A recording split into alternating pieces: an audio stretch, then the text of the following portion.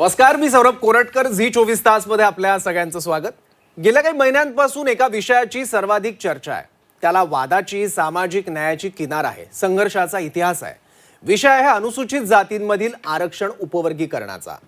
जेव्हापासून सर्वोच्च न्यायालयाने उपवर्गीकरणासाठी हिरवा कंदील दाखवलाय तेव्हापासून उपवर्गीकरणाचा समर्थक आणि विरोधक असे दोन मतप्रवाह पाहायला मिळतात.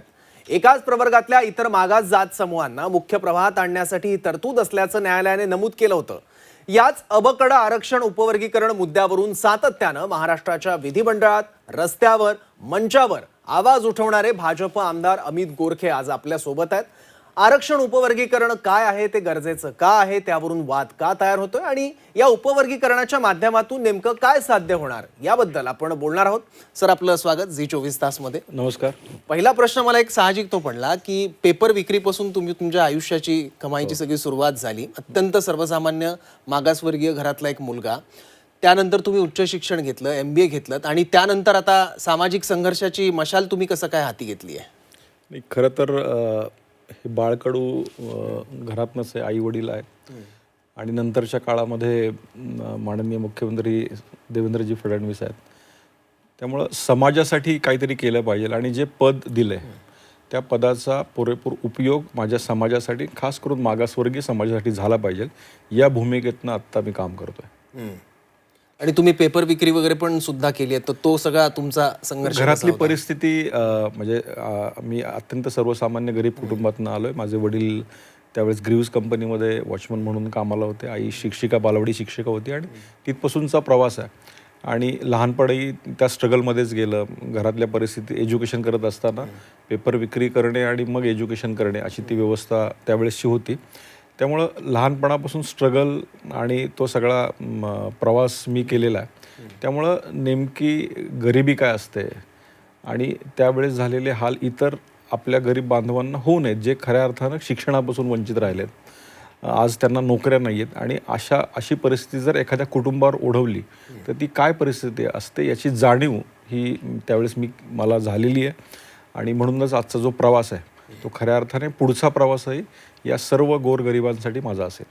सर, 1.5 वर्षांपासून तुम्ही विधान परिषदेत आमदार म्हणून काम बघत आहात. विधानसभेतल्या आमदाराचं काम आणि त्या बाबतीत लोक थोडंसं माहिती असतं त्यांना, पण विधान परिषदेच्या आमदारांच्या कामाबाबत लोक थोडेसे अनभिज्ञ असतात. तर तुम्ही विधान परिषदेचं कामकाज जेव्हापासून बघताय आमदार म्हणून, त्यानंतर तुम्ही कोणकोणते मुद्दे हाती घेतल्यात आणि कोणकोणते मुद्दे मार्गी लावले? आता उपवर्गीकरणाचा मुद्दा आपण बघतोच आहे आणि त्याच्याबद्दल आपल्याला चर्चा पण करायची आहे, पण ते सोडून आणखी कोणते मुद्दे तुम्ही हाती घेतलेत? खरं तर मी आता विधान परिषद सदस्य होऊन मला आता 1.5 वर्ष पूर्ण होतात आणि या दीड वर्षामध्ये अनेक मुद्दे मी स्थानिक आमच्या पिंपरी चिंचवडचे असतील, पण त्याबरोबर असे काही मुद्दे घेतले की ज्याचा सरकारने दखल घेऊन त्याचा GR पारित झाला आहे आणि पुढच्या येणाऱ्या पिढीला त्याचा फायदा होणार आहे. आपल्याला सगळ्यांना कल्पना आहे की पुण्यातल्या एका मोठ्या हॉस्पिटलचं एक प्रकरण माझ्या PAच्या बाबतीत घडलं होतं.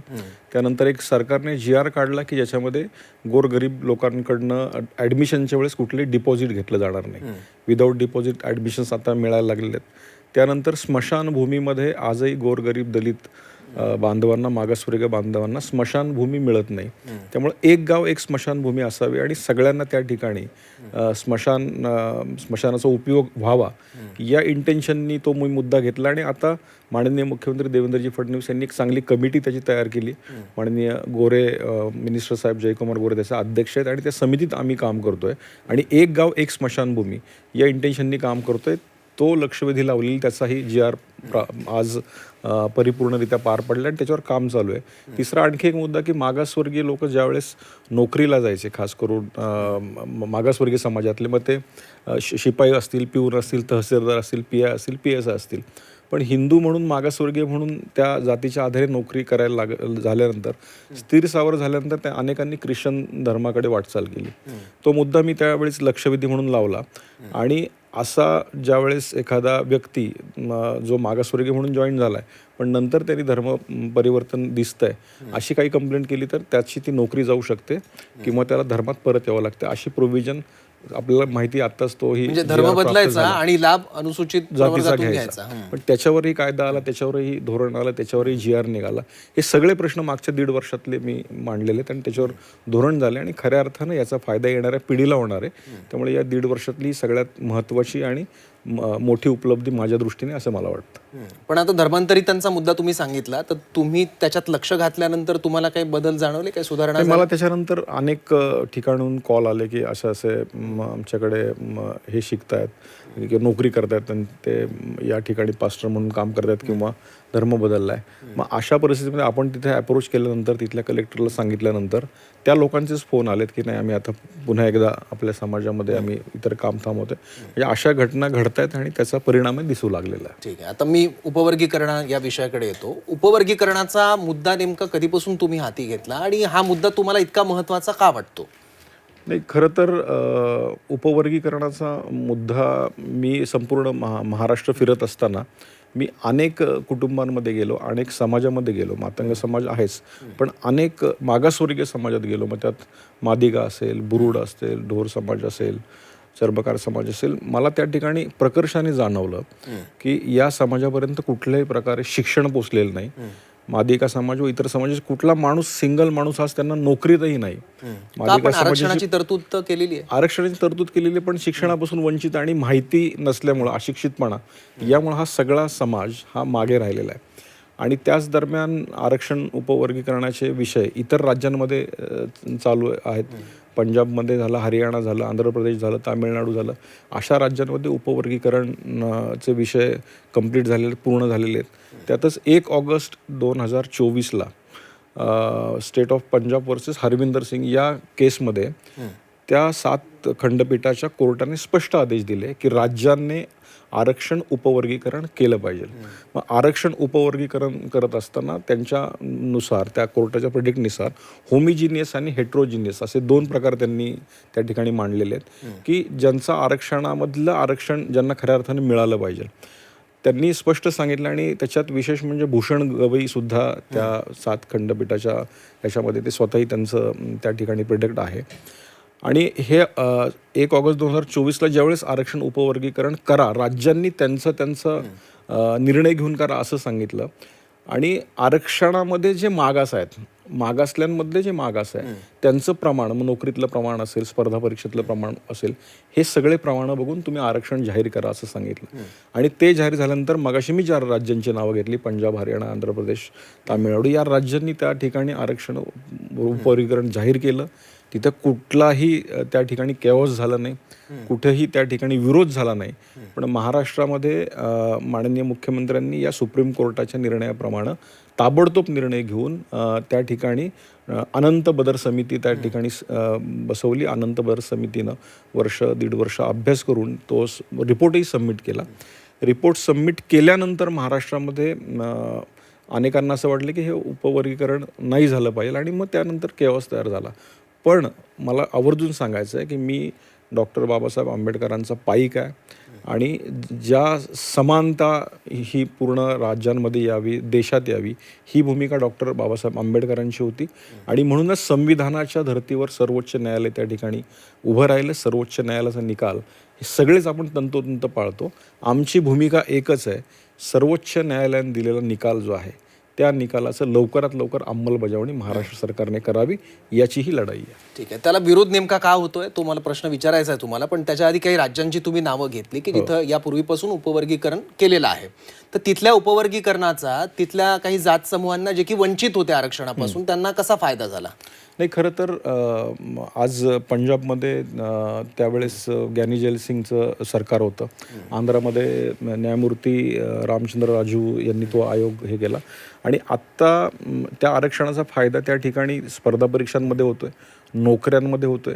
ज्यांना आजपर्यंत कुठल्याही सरकारी ऑफिसमध्ये एंट्री नव्हती, अशांना त्या नोकऱ्या मिळालेल्या आपण आत्ता पंजाबमध्ये बघतोय, हरियाणामध्ये बघतोय. त्यामुळे तिथले मॉडेल जे आहेत वर्क झालेत आणि वंचितांतल्या वंचितांना याचा फायदा झालेला या आरक्षण उपवर्गीकरणावरून त्या राज्यात आपल्याला बघायला मिळतोय.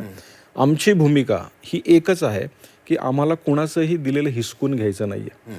आज जे माझा बांधव, मोठे बंधू आम्ही त्यांना समजतो, बौद्ध समाज, खऱ्या अर्थानं त्यांच्याकडनं अनेक गोष्टी शिकण्यासारख्या आहेत. एज्युकेशन असेल, सरकारी नोकरी असेल, ह्या सगळ्या त्यांनी त्यांच्या बुद्धिमत्तेवर आणि डॉक्टर बाबासाहेब आंबेडकरांनी सांगितलेल्या विचारावर पुढे जाऊन त्यांनी मिळवल्या. परंतु आज त्यांच्यामध्ये एक अनसिक्युरिटी निर्माण झाली काही जणांमध्ये की बाबा आता आमच्यातलंच काही हिरवून घेणार का.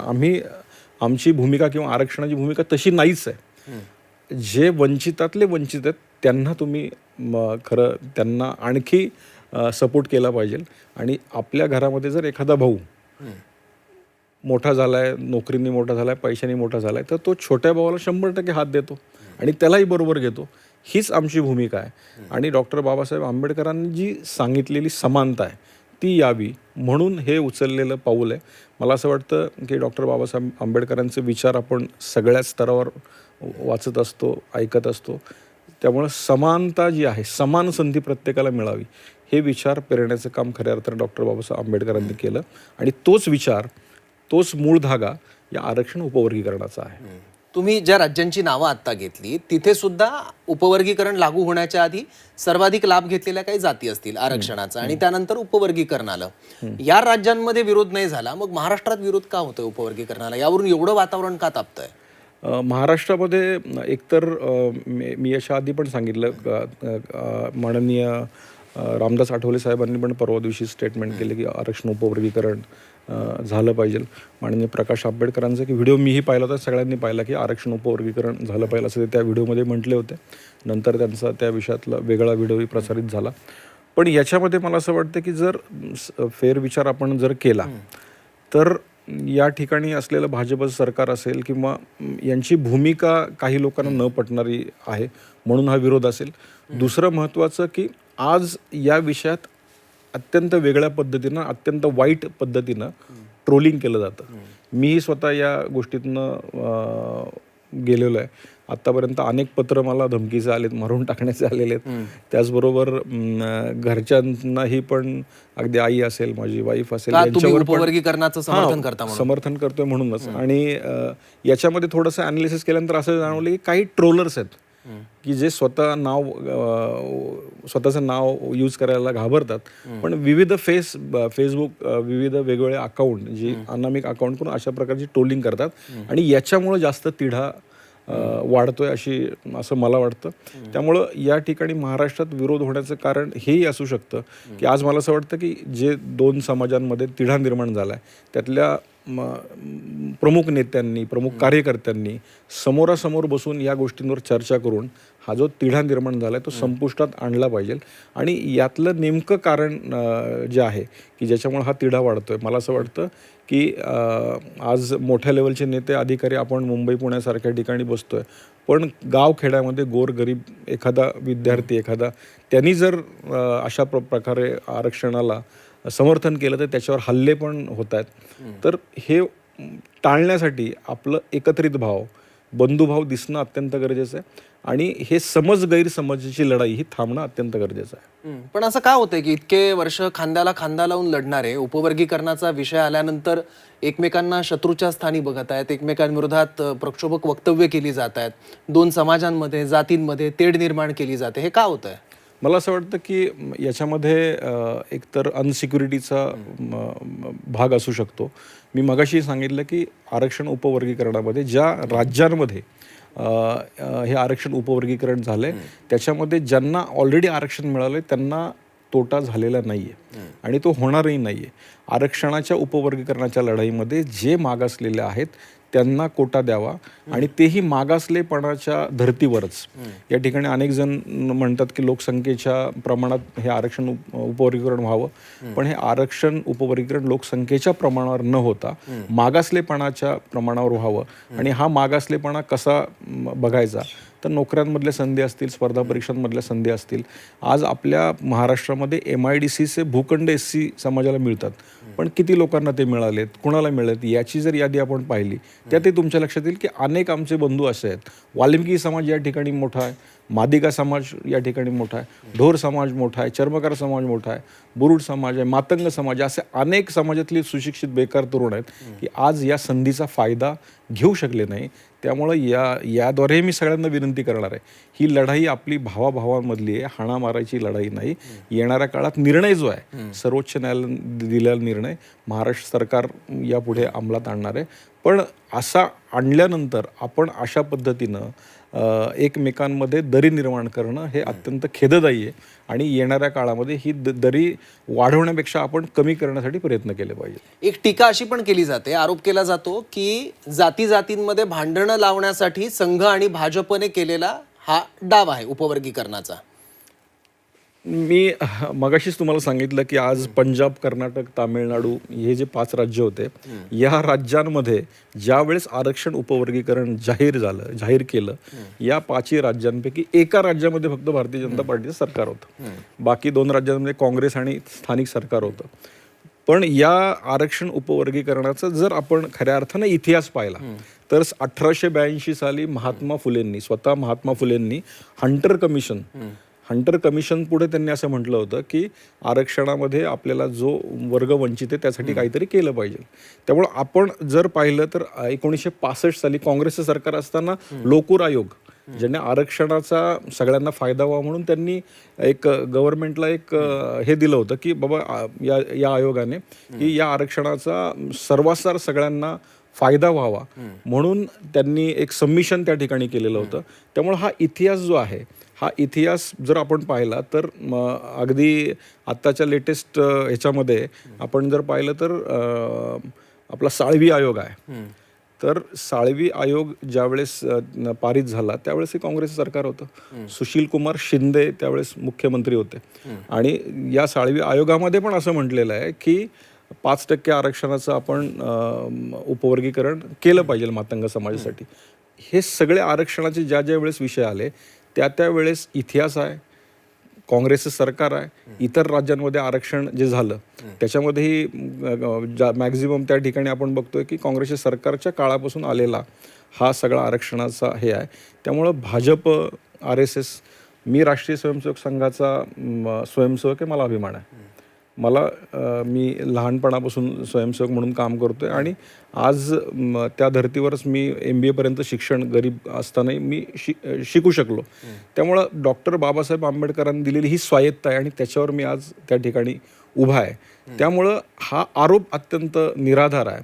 आज माननीय मुख्यमंत्री देवेंद्रजी फडणवीस यांनी आज सामाजिक सलोखा म्हणून अनेक गोष्टी केलेल्या आहेत. आज मी बघतोय की आज डॉक्टर बाबासाहेब आंबेडकरांचं स्मारक असेल, लवजींचं स्मारक असेल, इतर आपल्या सगळ्या जिल्ह्यांमध्ये अनेक गोष्टी विहाराच्या दृष्टीने या फडणवीस सरकारनं केलेल्या आहेत. आज फॉरेन स्कॉलरशिप सँक्शनिंग असेल, आज बार्टीला निधी देणं असेल, आरटीला निधी देणं असेल, वाल्मिकी समाजाच्या महामंडळाला निधी देणं असेल, हे सगळं भाजप सरकारनं केलं. ह्या चांगल्या गोष्टी आपण बोलून दाखवत नाहीत. पण ज्यावेळेस म्हटलं जाते की हा भाजपचा आणि संघाचा अजेंडा आहे, तर हा कुठल्याही पक्षाचा अजेंडा नाही, तर ही खऱ्या अर्थानं मागासवर्गीयांना उन्नती करण्याचा अजेंडा आहे आणि तो आम्ही शेवटपर्यंत नेणार आहोत. ठीक आहे. आणि भाजप आणि संघाची पूरक भूमिका आहे उपवर्गीकरणासाठी? आज लक्षात घ्या की भाजप आणि संघ आज जे काही देशहितासाठी, जे काही मागासवर्गीय कल्याणासाठी ज्या भूमिका ते बजावत आहे ते अत्यंत रास्त आहे आणि अत्यंत प्रामाणिक आहेत. आज कुठल्याही गोष्टी घडल्यानंतर, आज भूकंप होऊ द्यात किंवा पुण्यामध्ये तो डोंगर कोसळल्यानंतर पहिल्या त्या ठिकाणी स्वयंसेवक दिसतो. त्यामुळं भूमिका संघाची आणि भारतीय जनता पार्टीची देशहिताची नेहमी ठरलेली आहे आणि लोकांचा फायदा होणाऱ्या भूमिका त्या घेत राहिलेल्या आहेत. त्यामुळे याच्यामध्ये सामाजिक एकीकरण, सामाजिक समता जर प्रस्थापित होणार असेल तर नक्कीच या भूमिकेचं भाजप असेल, राष्ट्रीय स्वयंसेवक संघ असेल, समर्थन करणारच आहे. उपवर्गीकरणाचं घोडं नेमकं अडलं कुठे? की म्हणजे न्यायालय त्या बाबतीत वर्डिक्ट देतं, केंद्र सरकार त्याला पूरक भूमिका घेतं, राज्य सरकार पूरक भूमिका घेतं, तर उपवर्गीकरण लागू का होत नाही? तुम्हाला आंदोलन का करावं लागतं? दर अधिवेशनाला आम्ही बघतो की तुम्ही आंदोलन करता, रस्त्यावर उतरता. नाही, कारण कसं आहे की आज हे उपवर्गीकरण व्हावं, उपवर्गीकरण होण्यासाठी सुप्रीम कोर्टाने जे निर्देश दिलेस त्या निर्देशाचं पालन करून ही पूर्ण जी यंत्रणा आहे ती राबवायची. त्याच्यामुळं 1 ते 1.5 वर्ष ह्या बदर समितीने पूर्ण अभ्यासासाठी घालवला आहे आणि हा अभ्यास चालू असताना त्यांनी आमच्या प्रेशरमुळं, मी त्या ठिकाणी लक्षवेधी लावल्या, अनेक त्या ठिकाणी आतमध्ये आंदोलनं केली, हे कुठेतरी पटलावर आलं आणि त्याच्यानंतर एक सरकारवर, माझंच सरकार आहे पण प्रेशर आणण्याचं एक जो नियमाप्रमाणे काम आहे ते झालं. पण आता अभ्यास झाला आहे, सबमिशन झालं आहे, पण मग निर्णय कधी घेणार? कारण आज सरकारने आधीच निर्णय घेतला असता तर एवढी आंदोलनाने एवढी झाली नसती. सुप्रीम कोर्टाचा आदेश हा जर असेल तर सरकारने लवकरात लवकर निर्णय घेणं हे बंधनकारक आहे. आणि मग सुप्रीम कोर्टाचा निर्णय असताना आज ज्या काही नियमाप्रमाणे ज्या काही गोष्टी पूर्ण झालेल्या आहेत, समितीने आज त्यांचं सबमिशनही केलं आहे. मग त्यामुळं आमची मागणी हीच आहे की लवकरात लवकर या सुप्रीम कोर्टाच्या आदेशाप्रमाणे हे उपवर्गीकरण जाहीर झालं पाहिजे आणि जाहीर व्हावं म्हणून एक प्रेशर क्रिएशनचा भाग म्हणूयात समाज आमचा रस्त्यावर उतरतो. ठीक आहे, मला एक सांगा, मग आता अधिवेशन सुरू होत आहे काही दिवसातच, मग या अधिवेशनात तरी ते होणार का की परत अमित गोरखे आम्हाला आंदोलन करताना दिसणार? नाही, आमची तर भूमिका हीच आहे की येणाऱ्या अधिवेशनामध्येच या उपवर्गीकरणाचा निकाल सरकारने लावला पाहिजे. कारण हे खूप दिवस गेल्या 1.5 ते 2 वर्ष 2024 पासून हे आरक्षण उपवर्गीकरण महाराष्ट्रामध्ये आज होणार अशा काही घोषणाही झाल्या. त्याचबरोबर माननीय मुख्यमंत्र्यांनी पण याच्या आधीही सांगितलं की आरक्षण उपवर्गीकरणासाठी आम्ही लवकरच जाहीर करणार आहोत. त्यामुळे मला असं वाटतं की आरक्षण उपवर्गीकरण या अधिवेशनामध्ये सरकारने जाहीर करावं ही विनंती मी आपल्या चॅनलद्वारे सरकारला करणार आहे. ठीक आहे, बघू सरकार या संदर्भात काय भूमिका घेते आणि परत एकदा तुमच्यावर आंदोलनाची वेळ येते का येते अधिवेशनात ते सुद्धा आम्हाला बघायचं आहे, कारण बातम्या आम्हाला वाचायच्या असतात मग. त्यामुळे शुभेच्छा तुम्हाला तुमच्या लढ्यासाठी आणि धन्यवाद, आपण इथे आलात, आम्हाला वेळ दिलात आणि तुमची भूमिका आणि उपवर्गीकरण विषय आमच्यासमोर फार सोप्या शब्दात मांडलात त्यासाठी. आणि याचं आता वेळ झाली इथेच थांबण्याची. पाहत राहा झी 24 तास.